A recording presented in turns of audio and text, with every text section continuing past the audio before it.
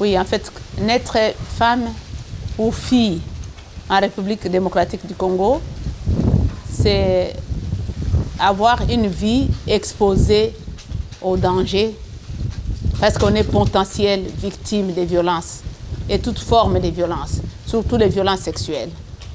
Quand on est au Congo une femme ou une fille, on est exposé à toutes sortes de discriminations.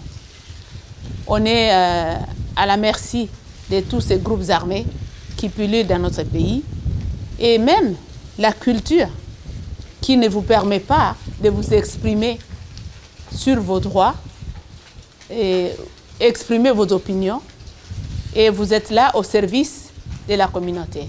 Notre programme comme journaliste, nous on travaillait dans une radio communautaire. On avait un programme socio-culturel et on allait dans les villages. Moi, j'allais dans les villages. Je faisais même 360 km. Je faisais 3 semaines dans différents villages, sillonner les villages, vivre avec les villageois, écouter les femmes de ces villages, écouter les filles, voir comment elles vivent, manger avec elles, aussi dormir dans leur case. Et là, j'ai appris, j'ai vu, j'ai écouté les souffrances des femmes. J'ai écouté aussi les besoins de ces femmes. Elles voulaient s'en sortir, elles voulaient apprendre. Beaucoup qui ne savaient pas lire et écrire voulaient apprendre à lire et à écrire. Et elles voulaient vivre heureuses dans leur foyer. Et donc, je me suis dit, nous devons aider ces femmes.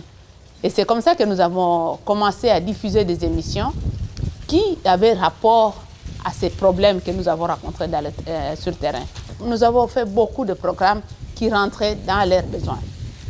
Les femmes voulaient aussi apprendre leurs droits. Et nous avons mis dans les centres d'alphabétisation.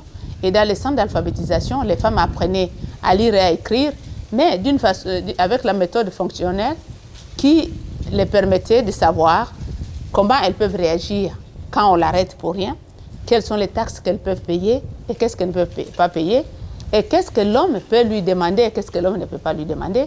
Pour le planning familial, qu'elle a le droit de dire non quand elle ne veut pas avoir un rapport sexuel. Notre programme de radio, c'était pour répondre aux besoins et amener les gens vers le développement.